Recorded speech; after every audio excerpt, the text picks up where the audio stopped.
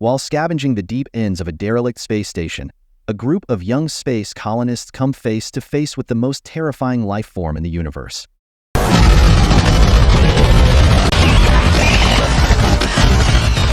Welcome to Black Box, a channel featuring excellent movie summaries aimed to help you save time. As a result, in this video, we will provide a detailed summary of the plot of the movie Alien Romulus 2024.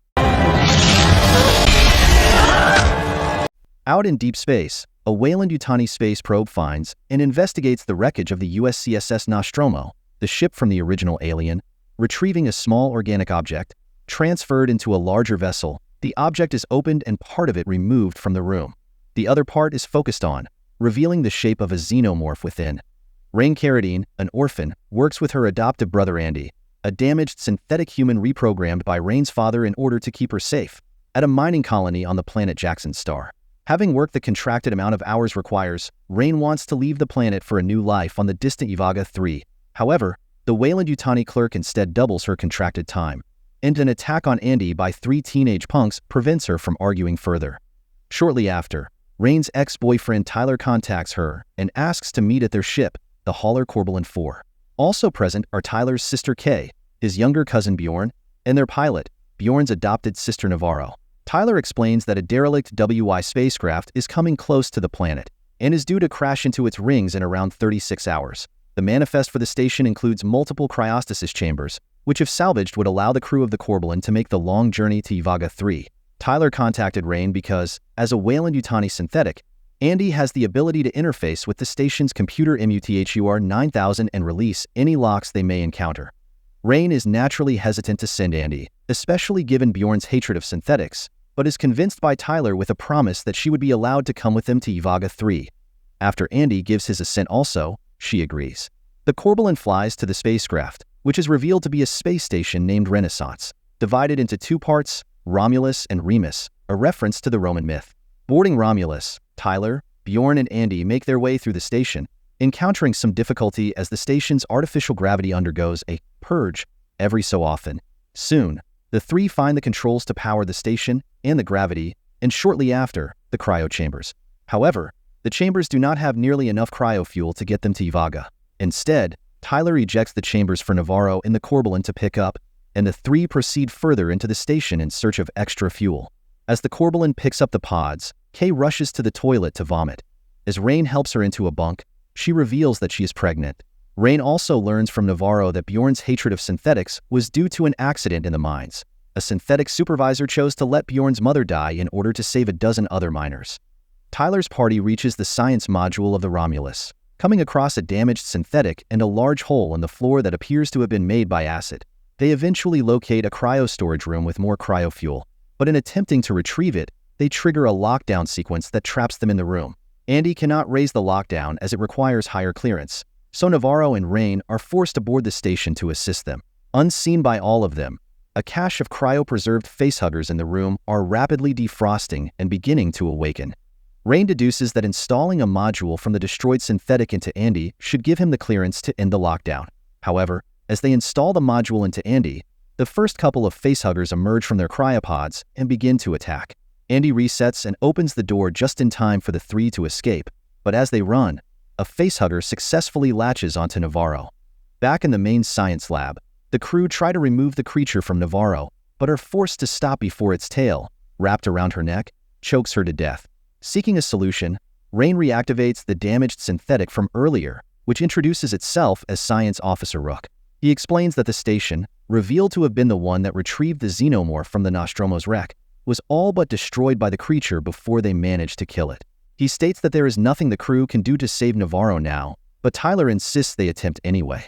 They manage to dislodge the facehugger by using some cryofuel to freeze the root of its tail, loosening its grip.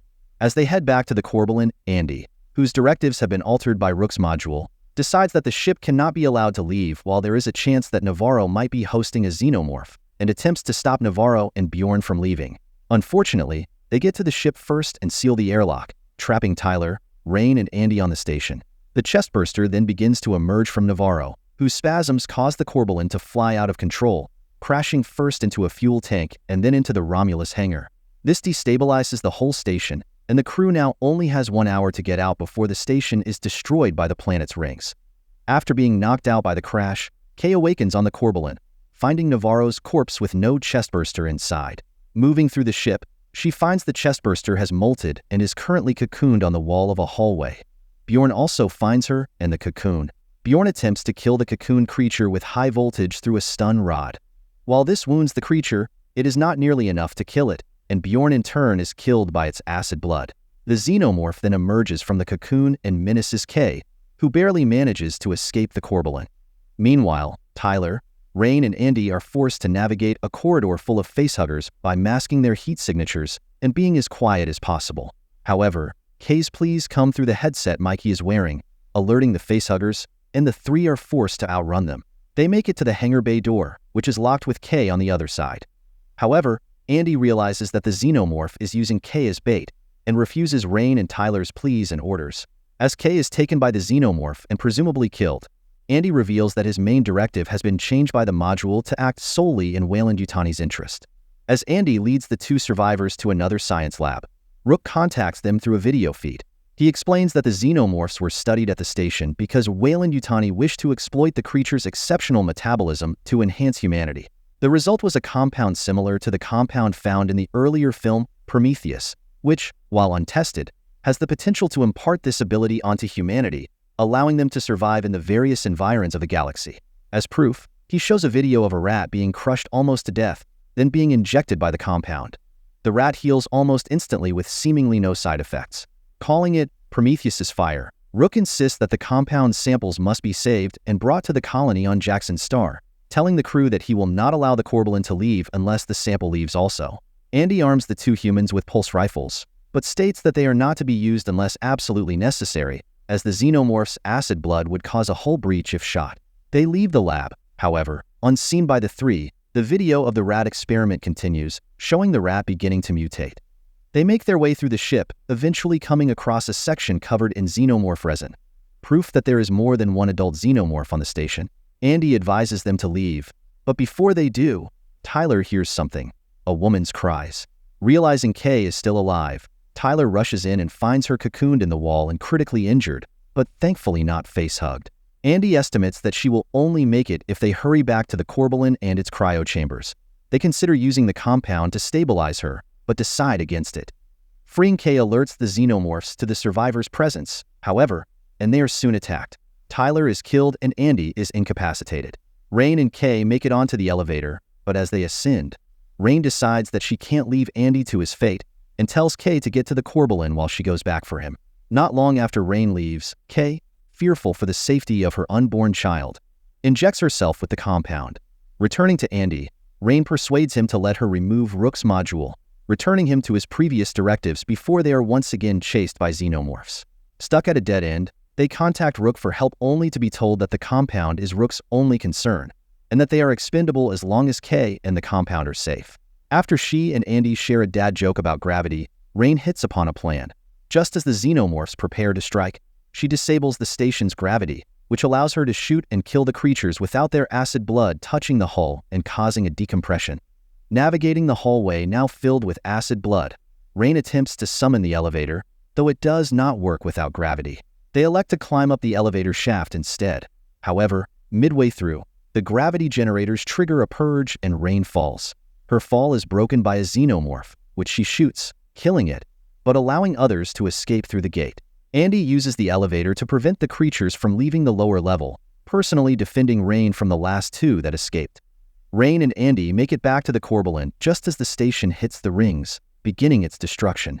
Rain disengages the MU/TH/UR computer control from the ship and pilots it away on autopilot as the Renaissance is slowly destroyed, along with Rook and, presumably, any xenomorph life still on the station. Afterward, Rain prepares Andy for the 9-year journey to Ivaga and readies a cryopod for herself. However, another cryopod, containing Kay, reports that its occupant's vitals are critical. Rain opens the pod to discover a screaming Kay. The compound having accelerated her pregnancy, she births a strange xenomorph-like cocoon, which Rain swiftly attempts to destroy. She does not succeed, and the cocoon hatches in a spray of acid, revealing a pale-skinned newborn within. The acid burns through the floor and into the cargo bay, and Rain pursues.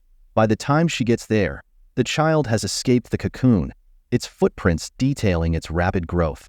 It moves back to Kay, whose breasts have begun to secrete a strange, mucus-like substance in lieu of milk, and begins to suckle from her, killing her. Rain makes it back just in time to see the child finish its growth, now resembling a huge hybrid of engineer from Prometheus/Alien, Covenant, and Xenomorph named the Offspring. Having drained Kay, it critically damages Andy, who had come to investigate, and pursues Rain back into the cargo bay of the Corbelan, dodging the creature and donning a spacesuit to ward off the extreme cold of the bay. Rain begins to disengage the manual locks, intending to jettison the entire bay along with the monster. Managing 3 of the 4 locks, she is stopped by the Offspring before she can get to the 4th, but uses its birth cocoon, still filled with acid, to melt through the floor, decompressing the bay and causing the Corbelan's autopilot to disengage, moving the ship perilously close to the rings. Even direct exposure to vacuum is not enough to kill the Offspring, but Rain realizes that her tether is wrapped around the final release lever and pulls, which disengages the bay and sends it and the Offspring into the rings. Back on the Corbelan, Rain places Andy's damaged body in a cryopod, removing his module and promising to fix him before entering a pod herself. As the Corbelan disengages for the journey to Ivaga, Rain's last log plays, detailing their hopeful safe arrival at Ivaga. And the movie ends. Make sure to subscribe and turn on notifications so you can watch more videos like this. Thank you for watching, and see you next time.